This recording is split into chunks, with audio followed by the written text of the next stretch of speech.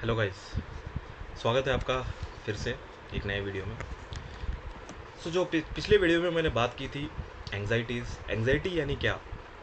Anxiety को अगर हम सिंपल भाषा या सिंपल तरीके से उसको बताएं तो एंग्जाइटी होती है घबराहट। एंग्जाइटी होती है या किस्म का डर। और फियर भी एंग्जाइटी के साथ ही यूज़ होता है। फियर को भी हम आसान शब्दों में घबराहट कह सकते हैं। और डिस्क्रिमिनेशन यानी भेदभाव। अगर आपके साथ कोई भेदभाव या अगर आपके साथ कोई इनइक्वालिटी हो रही है, इनइक्वालिटी यानी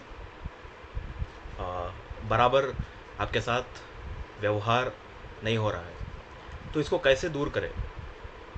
और एंग्जाइटी फियर यानी घबराहट को कैसे दूर करें, उसके कुछ तौर और तरीके मैं बताने वाला हूँ इस वीडियो में। अक्सर हम देखते हैं समाज में कि बहुत हर एक लोग जो हमारे आसपास रहते हैं और हम जो सोशल मीडिया पे देखते हैं, हर किसी की अपब्रिंगिंग जो है वो अलग होती है। और वो अलग क्यों होती है, उसके बहुत सारे कारण हैं। उसके कारण हो सकते हैं किसी के पास अच्छी अच्छी खासी दौलत थी, तो उसने अपने लड़कों को या बच्चों को अच्छे स्कूल में या अच्छे स्कूलों में दाखिल करवाया। या फिर बहुत बार ये भी देखा जाता है कि जो लोग अच्छे तरीके से चीज़ों को समझ सकते हैं, अच्छे तरीके से चीज़ों को पढ़ सकते हैं, या उनकी याददाश्त की क्षमता जो है वो बहुत तेज़ और बहुत अच्छी होती है। इसका कारण ये है कि जो लोग आप देखते हैं कि उनकी याददाश्त और उनका बोलचाल ठीक है, तो हम सिर्फ एक ही चीज़ से प्रभावित होते हैं। जो भी वो बोलते हैं या जो भी वो करते हैं, हम उसी को उसको अपीयरेंस कहते हैं। जो भी हमको दिखता है, हम उससे प्रभावित होते हैं। हम उन चीज़ों पे या उन पहलुओं पे गौर नहीं करते जो उस शख्स को उस तरह बना रही है। यानी कि उसकी कल्चरल अपब्रिंगिंग, कि वो किस माहौल में या किस कल्चर में बड़ा हुआ, जहाँ पर वो रहता था वहाँ पे लोग कैसे थे, और वहाँ पर ज़्यादातर लोग क्या काम करते थे, वहाँ पर ज़्यादातर लोग क्या तरीके की पढ़ाई करते थे, वहाँ पर लोग क्या भाषा बोलते थे, और वहाँ पर किस औहदे की इज्जत होती थी। तो ये सारी चीज़ें आती है जब हम देखते हैं कि कोई भी शख्स जो वो जैसे दिखता है वो वैसे है क्यों। तो वो सारी चीज़ें कंट्रीब्यूट करती है एक शख्स को बनाने में। अगर कोई अच्छी हिंदी बोल पा रहा है, तो हो सकता है कि वो हिंदी में या हिंदी से उसकी ज़्यादा वाबस्तगी, यानी उस हिंदी से ज़्यादा रिलेशन उसका रहा हो, उसके आसपास लोग हिंदी में ज़्यादा बात करते हो।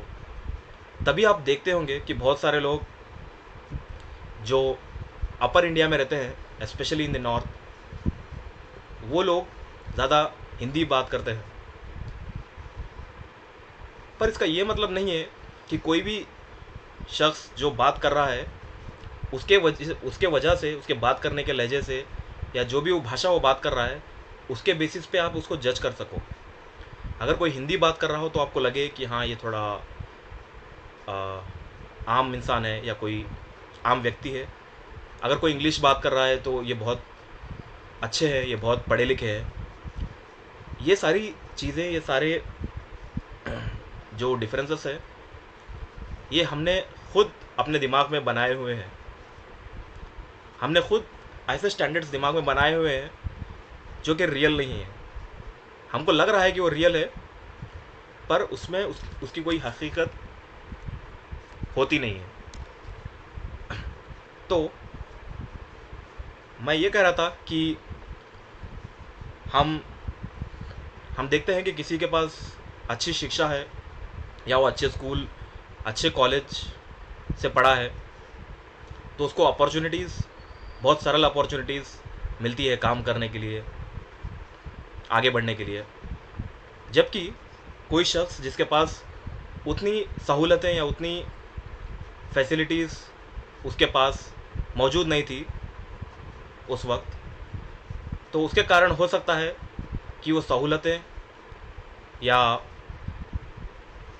वो सारी ज़रूरतें ना रहने के वजह से हो सकता है कि वो उसको शिक्षा वैसी नहीं मिली हो जैसे अच्छे ऊंचे स्तर वालों को शिक्षा मिलती है।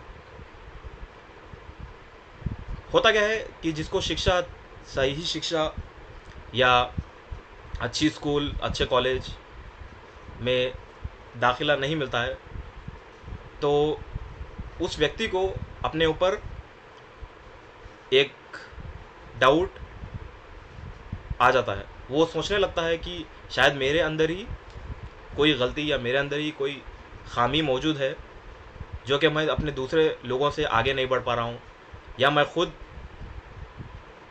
अपनी तरक्की नहीं कर पा रहा हूँ। ऐसे सवालात उसके दिमाग में अक्सर आते हैं। तो किसी भी इंसान को मौजूदा हालात से आप उसको जज नहीं कर सकते, आप उसको परख नहीं सकते। हर एक शख्स, हर एक व्यक्ति हमारे बीच, चाहे आपके दोस्त, माँ बाप जो मौजूद है, हम सब के कल्चरल डिफरेंसेस अलग है। जिस तरह के कल्चर में हम बड़े हुए हैं, जिस तरह के कल्चर में हम पैदा हुए और जिस कल्चर में हम बड़े हुए, जो सहूलतों के साथ हम लोग बड़े हुए हैं, वो अलग है। हर एक शख्स की अलग अलग, हर एक शख्स, हर एक व्यक्ति अलग अलग सहूलतों के साथ बड़ा हुआ है। कोई बग़ैर अच्छी एजुकेशन के बड़ा हुआ है क्योंकि उसके पास पैसे नहीं थे पढ़ने के लिए, जबकि कुछ लोग बड़े होते हैं अच्छी सहूलतों के साथ, अच्छी शिक्षा के साथ। तो जो भी कामयाब हम समझते हैं लोगों को, या जो भी हम कामयाबी समझते हैं, हम एक या दो चीज़ों को देखकर हम कामयाबी को परखते हैं। जबकि कामयाबी भाषा से नहीं, कामयाबी आपकी दिखावे से नहीं, जैसे आप दिखते हैं, कामयाबी इन सब चीज़ों से नहीं है। कामयाबी होती है आपकी समझ से, आपकी इंसानियत से, आपकी मदद करने की क्षमता से, और कैसे आप एक दूसरों को सहायता करते हैं। इससे आपकी इंसानियत और इससे आपकी कामयाबी को परखा जाता है। असल कामयाबी तो ये है। तो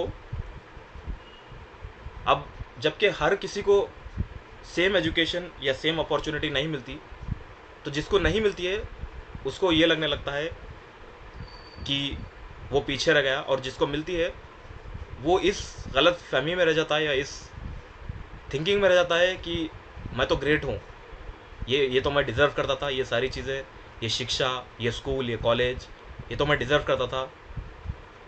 जबकि वो चीज़ उसे मिल गई है, पर वो उस चीज़ को समझने लगता है कि वो डिज़र्व करता था।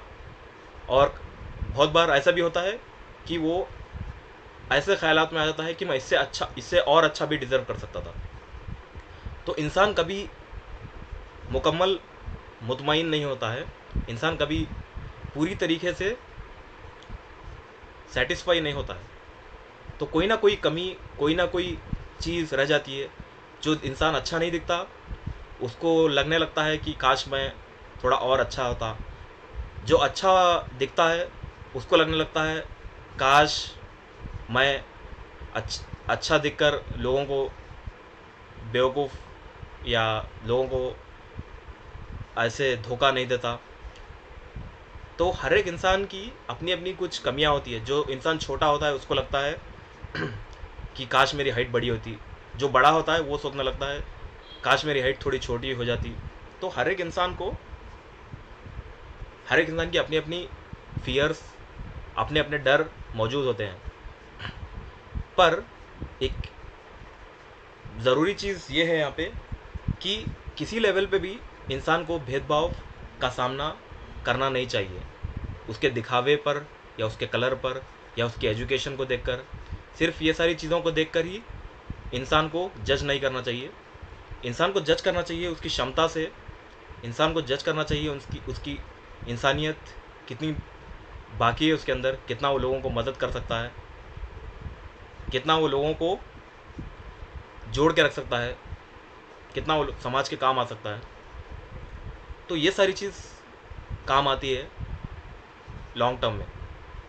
तो भेदभाव जो भी स्टेट्स या जो भी एजुकेशन सेक्टर में जो लोग भेदभाव करते हैं, या तो लड़के के या बच्चे के माता पिता को देखकर कि इसके माता पिता क्या काम करते हैं, तो उनके माता पिता की हैसियत पर देखकर बच्चे को जज करना या बच्चे को फेल कर देना या बच्चे को एनकरेज नहीं करना, बढ़ावा नहीं करना, और अच्छे जो मालदार पेरेंट्स होते हैं सिर्फ उन्हीं के बच्चों को अच्छी अपॉर्चुनिटीज़ देना, अच्छी सहूलतें देना, उनको आगे बढ़ाना, और जो उनके पास सहूलतें नहीं है उनको पीछे रखना, ये सारी चीज़ें, ये सारी भेदभाव होती है जब हम शिक्षा हासिल करते हैं, जब हम स्टूडेंट होते हैं, जब हम विद्यार्थी होते हैं।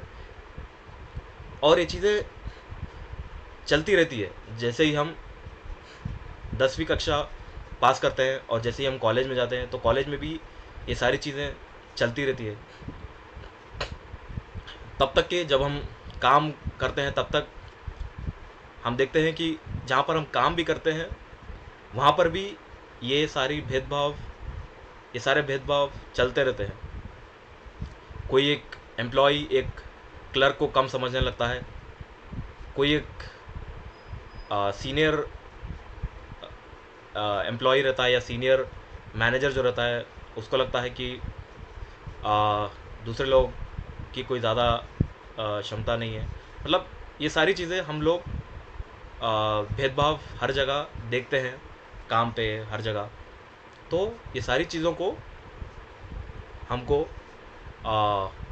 ये सारी चीज़ें, ये सारे भेदभाव अगर कम हो जाए एजुकेशन सेक्टर में, तो लोग अच्छी शिक्षा, हर हर बच्चा या हर विद्यार्थी जो है वो अच्छी शिक्षा पा सकता है अगर उसकी जाति या उसकी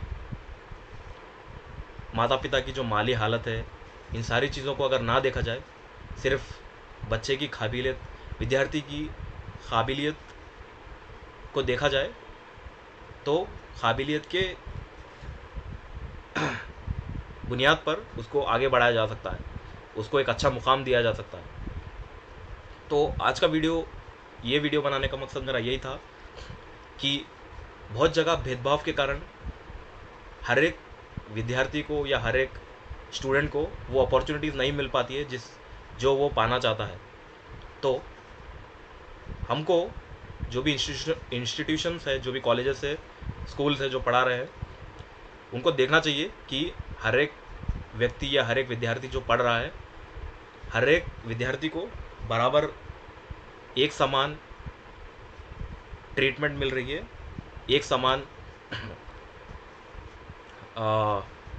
समान देखा जा रहा है, चाहे लड़का हो या लड़की हो, चाहे गरीब हो या अमीर हो, चाहे गोरा हो या काला हो, हर एक विद्यार्थी को एक समान शिक्षा और एक समान अपॉर्चुनिटीज़ मिल पा रही हो ग्रोथ के लिए। तो ये वीडियो बनाने का मकसद यही था। मिलते हैं अगले वीडियो में एक नए विषय के साथ।